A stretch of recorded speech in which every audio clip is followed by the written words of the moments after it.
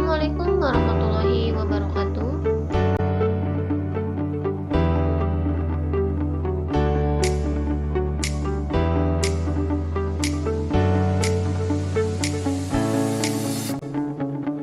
Perkenalkan, nama saya Wiwin Widiawati dengan nomor induk mahasiswa 19120620998.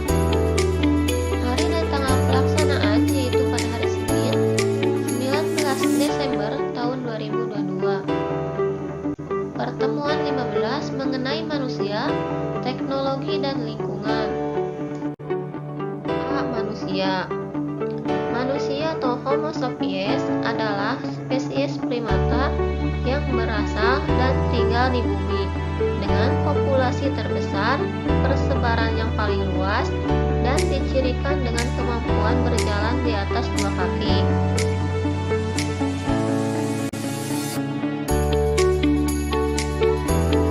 Yang ke-1, populasi.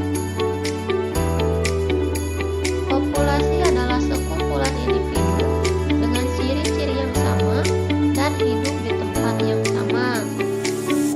Sekumpulan individu ini memiliki kemampuan bereproduksi antar sesama. Dilansir dari Encyclopedia Britannica tahun 2015, populasi dalam manusia adalah seluruh jumlah penduduk yang menempati suatu daerah. Jadi, populasi yaitu sekumpulan individu yang memiliki ciri dan tempat yang sama.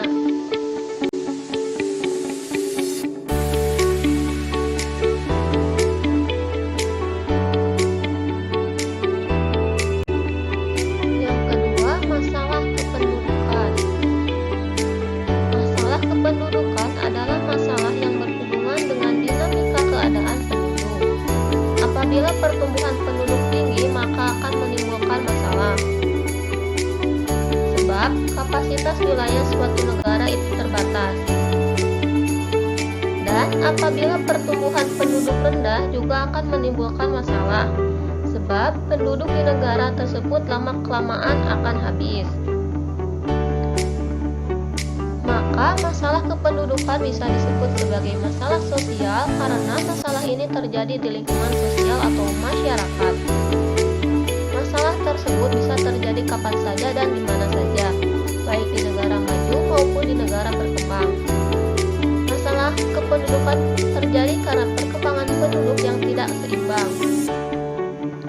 Macam-macam masalah kependudukan yaitu: yang ke-1, pertumbuhan penduduk. Yang kedua, kepadatan penduduk. Yang ketiga, tingkat pendidikan.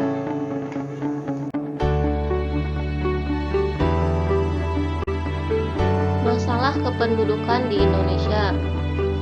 Yang ke-1, persebaran penduduk tidak merata. Luasnya wilayah yang dimiliki Indonesia tidak sebanding dengan pemerataan penduduknya. Ada daerah yang sangat padat, namun ada juga daerah yang jarang penduduknya. Contohnya, Jakarta sebagai ibu kota memiliki pertambahan jumlah penduduk yang signifikan setiap tahunnya. Yang kedua, jumlah penduduk yang besar. Menurut berbagai hasil riset, Indonesia menduduki urutan keempat negara terbanyak jumlahnya setelah Cina, India, dan Amerika Serikat. Yang ketiga, pertumbuhan penduduk yang tinggi. Jumlah penduduk Indonesia yang sudah banyak ini diperkirakan akan terus bertambah karena pertumbuhan jumlah penduduk yang tinggi. Hal ini disebabkan oleh angka kelahiran lebih tinggi dibanding dengan angka kematian. Yang keempat, kualitas penduduk rendah. Pada saat ini Indonesia masih bermasalah dengan tingkat pendidikan. Tingkat pendidikan yang rendah akan mempengaruhi kualitas penduduknya. Masyarakat Indonesia menjadi kurang memiliki keahlian dan keterampilan dalam bekerja. Hal ini berdampak pada sulitnya masyarakat untuk mendapatkan pekerjaan yang sesuai dengan keahliannya. Yang kelima, tingginya tingkat ketergantungan. Penduduk yang tidak bekerja disebut sebagai penduduk tidak produktif. Umumnya penduduk yang tidak bekerja adalah yang berusia lanjut usia dan anak-anak. Yang keenam, kepadatan penduduk. Beberapa kota di Indonesia tergolong sangat padat jika dibandingkan dengan luas wilayahnya. Tingginya kepadatan penduduk ini menyebabkan masalah-masalah sosial seperti pengangguran, kemacetan, kemiskinan, rendahnya pelayanan kesehatan, meningkatnya angka kriminalitas, pemukiman yang kumuh, lingkungan tempat tinggal yang tidak sehat, dan lain sebagainya.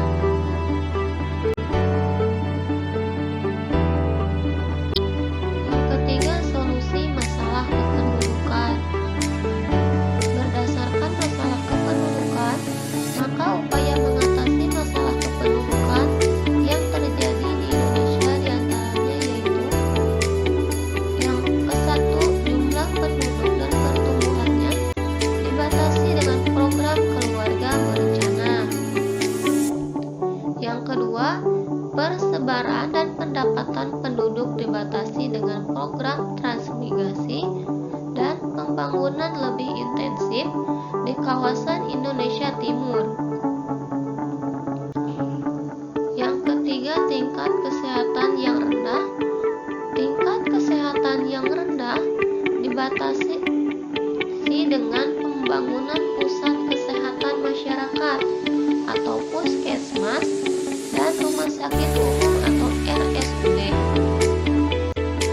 Yang keempat, tingkat pendidikan yang rendah. Tingkat pendidikan yang rendah dibatasi dengan penyediaan fasilitas pendidikan yang lebih lengkap dan merata di semua daerah Indonesia. Penciptaan kurikulum yang sesuai dengan kurikulum pendidikan yang sesuai dengan kebutuhan pasar tenaga kerja. Peningkatan kualitas tenaga pengajar, penyediaan program pelatihan bagi para pengajar dan pencari kerja. Yang kelima, tingkat pendapatan yang rendah.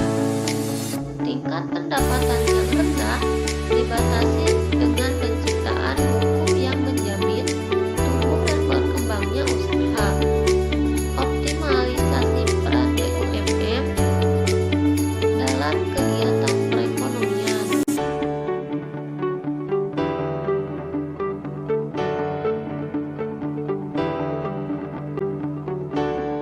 Yang keempat, peran positif manusia terhadap lingkungan. Manusia di dalam lingkungan memiliki peran positif dan peran negatif. Peran positif manusia terhadap lingkungan diantaranya: 1. Memelihara kehidupan flora dan fauna. Yang kedua, melakukan eksploitasi sumber daya alam secara tepat dan bijaksana, terutama sumber daya alam yang tidak dapat diperbaharui.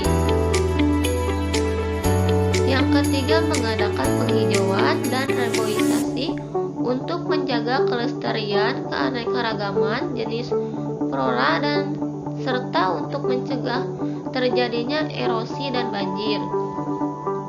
Yang keempat, melakukan proses daur ulang serta pengolahan limbah agar kadar bahan pencemaran yang terbuang ke dalam lingkungan. Yang kelima, melakukan sistem pertanian secara tumpang sari atau multikultur untuk menjaga kesuburan tanah. Untuk tanah pertanian yang miring dibuat sengkedan guna mencegah derasnya erosi serta terhanyutnya lapisan tanah yang mengandung humus. Yang keenam, pembuatan peraturan, organisasi atau perundang-undangan untuk melindungi lingkungan dan keanekaragaman jenis makhluk hidup.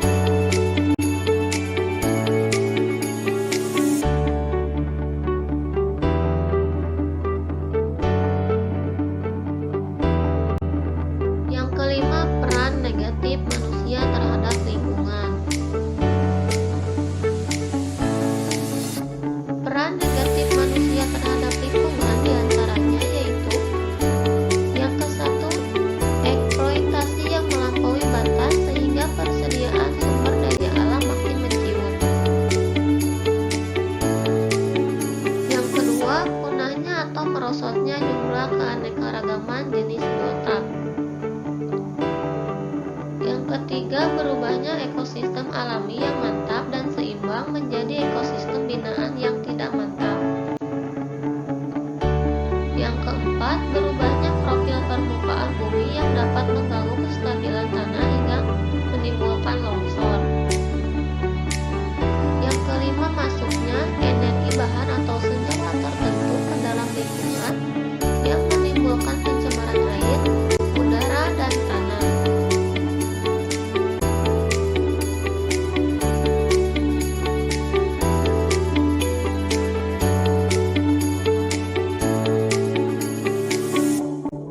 B. Teknologi.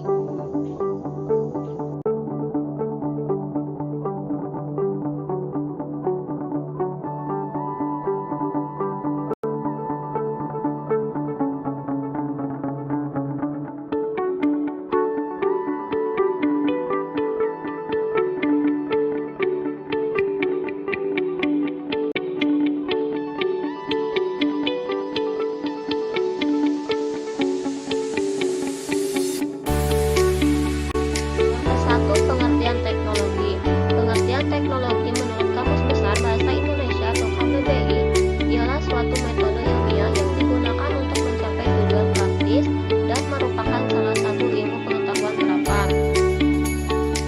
Sedangkan menurut Kastel tahun 2004 menyebutkan bahwa teknologi merupakan suatu kumpulan alat, aturan, dan juga prosedur yang merupakan penerapan dari sebuah pengetahuan ilmiah terhadap sebuah pekerjaan tertentu dalam suatu kondisi yang dapat meningkatkan terjadinya pengulangan. Jadi, teknologi merupakan sarana yang dibutuhkan bagi keberlangsungan serta kenyamanan hidup manusia. Contoh teknologi dalam kehidupan sehari-hari. Yang ke-1, teknologi dalam bidang informasi. Teknologi informasi merupakan suatu teknologi yang mempermudah manusia dalam menyampaikan informasi. Contohnya yaitu televisi, radio, dan lain-lain. Yang kedua, teknologi bidang komunikasi. Teknologi ini membantu manusia dalam berkomunikasi antar sesama. Contohnya email, smartphone, dan aplikasi pesan singkat. Yang ketiga, teknologi bidang transportasi. Teknologi ini membantu manusia untuk melakukan perpindahan dari satu tempat ke tempat lain. Contohnya yaitu mobil, motor, dan lain-lain. Yang keempat, teknologi bidang pendidikan. Teknologi ini diciptakan untuk dapat meningkatkan kinerja pengajar. Yang kelima, teknologi bidang kesehatan. Teknologi ini bermanfaat dalam memelihara kesehatan manusia, mengurangi rasa sakit, dan mempercepat pemulihan. Yang keenam, teknologi bidang konstruksi. Jenis ini berhubungan dengan alat serta cara yang digunakan dalam membangun struktur bangunan. Yang ketujuh, teknologi pertanian.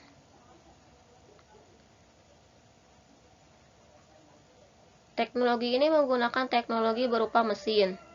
Tujuannya yaitu untuk meningkatkan produksi pertanian. Yang kedelapan, teknologi bidang arsitektur. Teknologi ini berhubungan dengan metode konstruksi desain bangunan.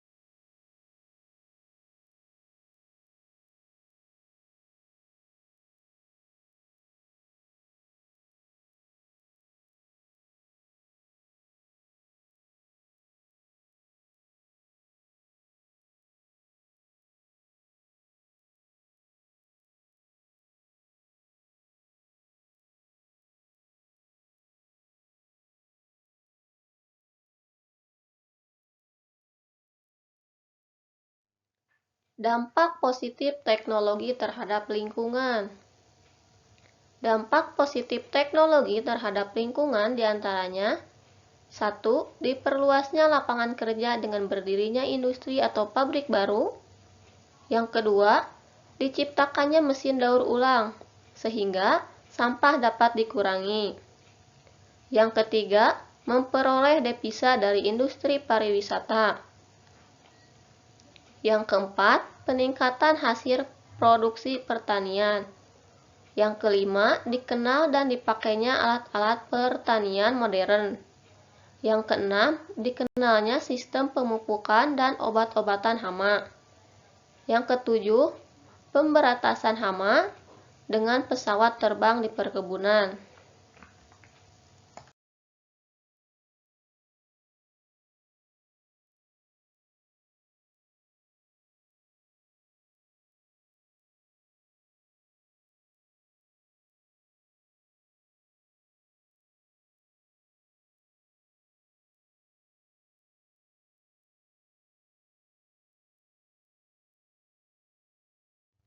Yang ketiga, dampak negatif teknologi terhadap lingkungan dan solusinya. Dampak negatif teknologi terhadap lingkungan diantaranya: 1. Lahan pertanian, perkebunan, peternakan, dan kehutanan semakin sempit karena dibangun banyak perumahan. Yang kedua, rusaknya lingkungan alam karena dibangunnya industri atau pabrik. Yang ketiga, terjadinya banjir dan erosi karena penebangan hutan tidak terkendali. Yang keempat, pemupukan yang berlebihan mengakibatkan pencemaran tanah. Yang kelima, penyemprotan pestisida berimbas pada makhluk hidup yang lain. Yang keenam, terjadinya pencemaran udara akibat pembakaran hutan yang menghasilkan CO2 dan CO. Yang ketujuh, terjadinya pencemaran air dari buangan limbah industri. Yang kedelapan, terjadinya pencemaran udara dari asap-asap industri, mobil, dan kendaraan bermotor. Yang kesembilan, yaitu terjadinya pencemaran tanah, bau, dan sampah-sampah industri atau rumah tangga.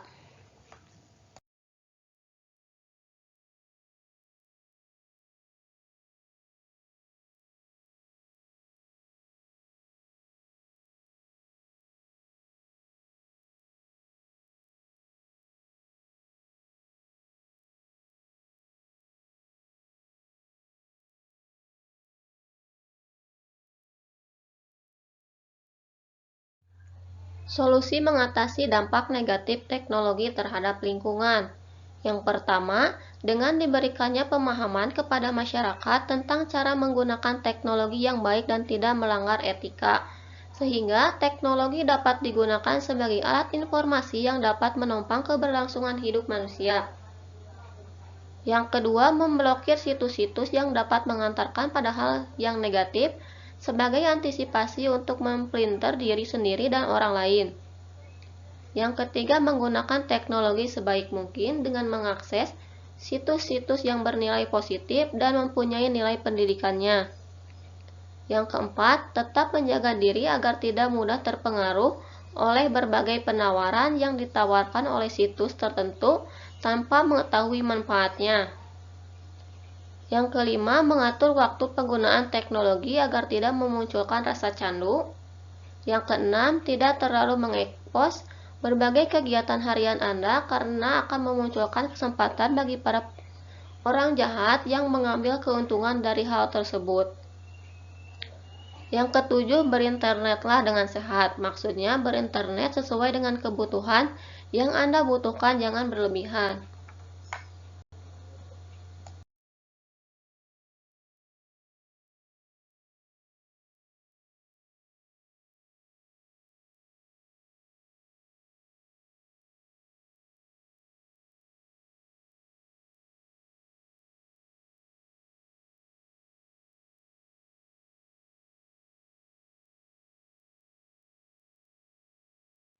Selanjutnya, C. Lingkungan.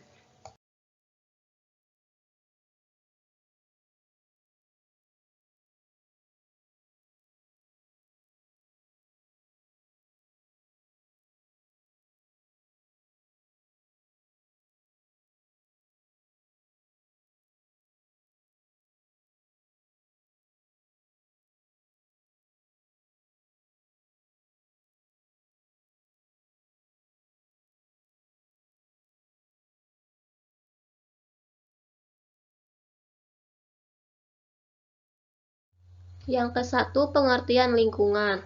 Menurut Supardi, tahun 2003, lingkungan adalah jumlah dari keseluruhan benda. Benda tersebut mencakup benda yang hidup dan benda yang mati, termasuk semua kondisi yang ada di dalam lingkungan manusia untuk tinggal. Lingkungan dapat dibagi menjadi dua, yaitu lingkungan non-fisik dan lingkungan fisik.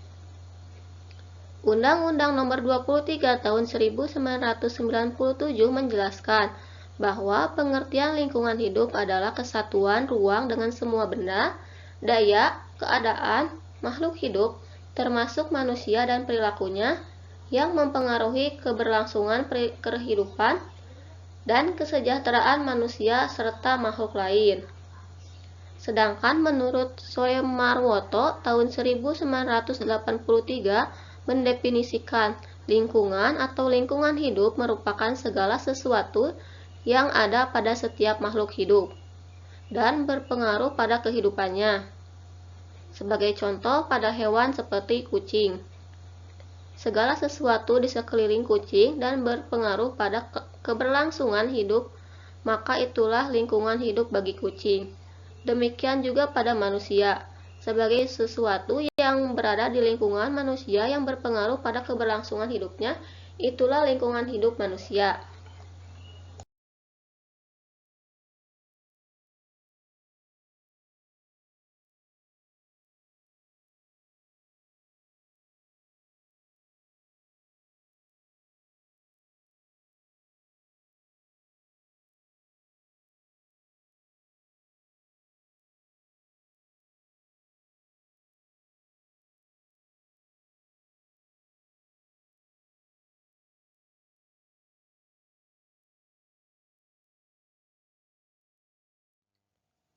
Yang kedua, isu global lingkungan. Isu global lingkungan merupakan permasalahan lingkungan yang dampak yang ditimbulkan dari permasalahan lingkungan mengakibatkan dampak yang luas dan serius bagi dunia serta menyeluruh. Contoh isu global lingkungan. Yang ke-1, limbah sampah plastik. Yang kedua, penggundulan hutan. Yang ketiga, kepunahan keanekaragaman hayati. Yang keempat, penimpisan sumber daya alam.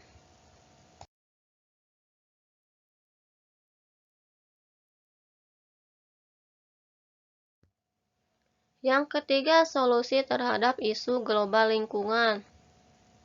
Yang pertama, solusi terhadap limbah sampah plastik yaitu membuat tempat pembuangan sampah terpadu yang lokasinya strategis dari pemukiman warga. Dan yang kedua, penerapan 4R yaitu replace, reduce, reuse, serta recycle. Yang ketiga, membuat tempat sampah terpisah antara organik dan anorganik. Selanjutnya, solusi terhadap penggundulan hutan.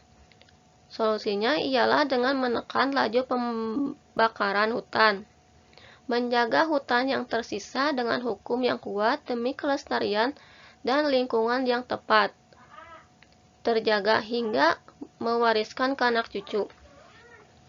Selanjutnya, solusi terhadap kepunahan keanekaragaman hayati, yaitu dengan peningkatan sumber daya manusia, penyuluhan mengenai penangkaran satwa Indonesia secara intensif, program untuk penangkaran satwa liar, memperluas habitat untuk satwa-satwa liar.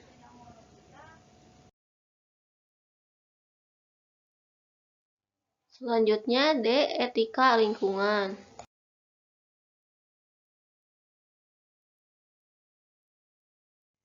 Yang ke-1, pengertian etika lingkungan.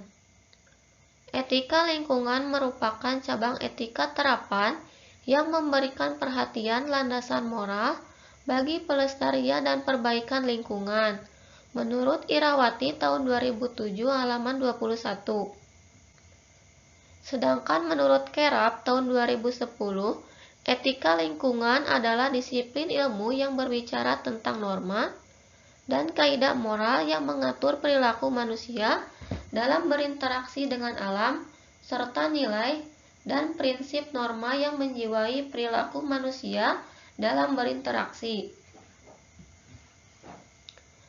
Sementara menurut Samsuri tahun 1996 Halaman 87 menuturkan bahwa etika lingkungan merupakan penuntun tingkah laku yang mengandung nilai-nilai positif dalam rangka mempertahankan fungsi dan kelestarian lingkungan.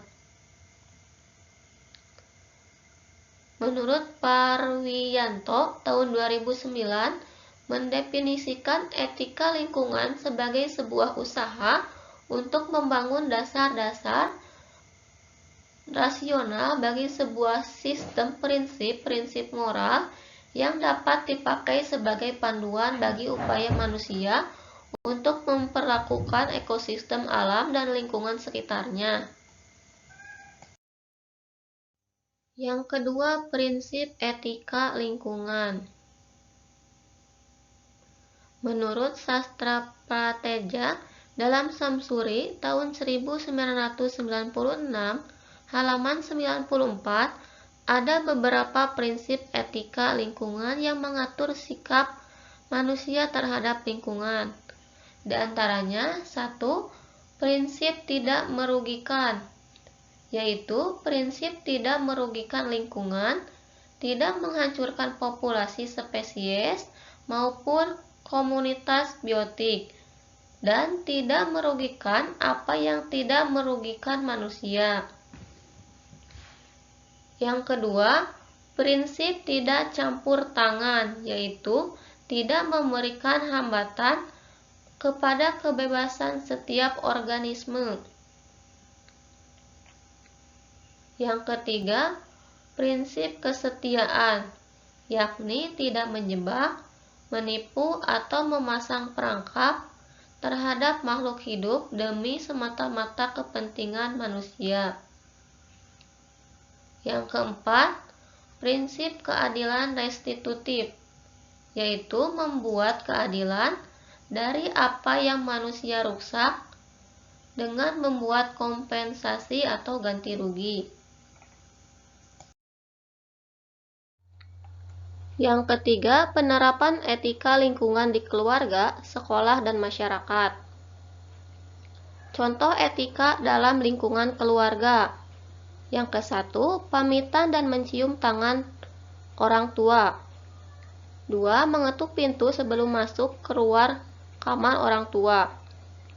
Yang ketiga, meminta maaf pada orang tua bila melakukan kesalahan. Yang keempat, membantu orang tua dalam melakukan pekerjaan rumah. Yang keenam, bertutur kata dengan lembut dan sopan pada orang tua. Yang keenam, tidak membantah perintah orang tua. Yang ketujuh, tidak menyebutkan nama pada saat memanggil orang tua atau saudara yang lebih tua.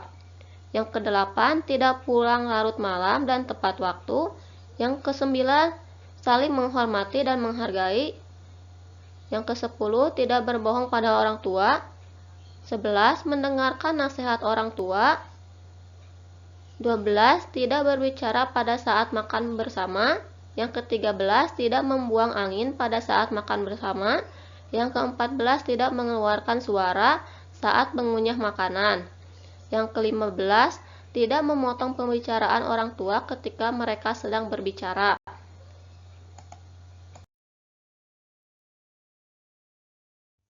Yang ketiga, penerapan etika lingkungan di keluarga, sekolah, dan masyarakat. Contoh etika lingkungan di sekolah. 1. Mengucapkan salam. 2. Memperhatikan dan mendengarkan saat guru menerangkan pelajaran di kelas. Yang ketiga, mengerjakan semua tugas pelajaran. Yang keempat, penggunaan bahasa yang santun ketika berbicara. Yang kelima, saling menghormati perbedaan satu sama lain. Yang keenam, mematuhi peraturan dengan ikhlas dan tanpa perasaan terpaksa. Yang ketujuh, yaitu menghormati mereka dimanapun mereka berada, baik di sekolah maupun di luar sekolah. Yang ketiga, penerapan etika lingkungan di keluarga, sekolah, dan masyarakat. Contoh etika lingkungan di masyarakat. Yang pertama, saling menghormati sesama. Yang kedua, saling tolong-menolong. Yang ketiga, saling bergotong royong jika ada kesusahan. Yang keempat, mengalah dengan orang yang lebih tua. Yang kelima, berbahasa dengan baik dan sopan. Yang keenam, menggunakan pakaian yang pantas. Yang ketujuh, tidak bertutur kata kasar. Yang kedelapan, tidak mencaci maki orang.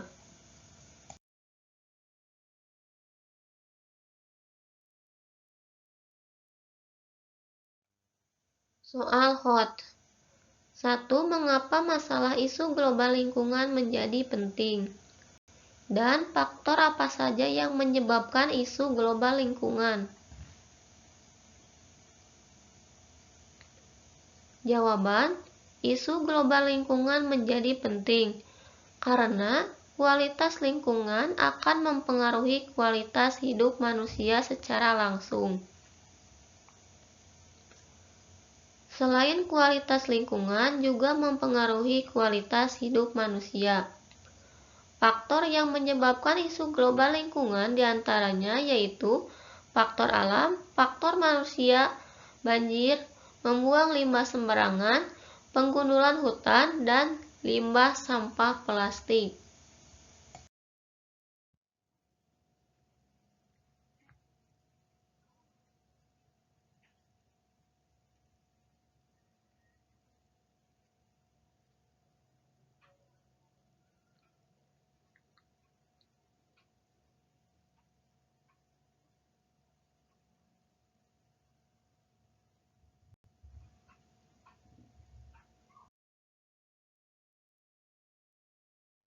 Sekian pemaparan materi dari saya. Mohon maaf bila ada kesalahan. Wassalamualaikum warahmatullahi wabarakatuh.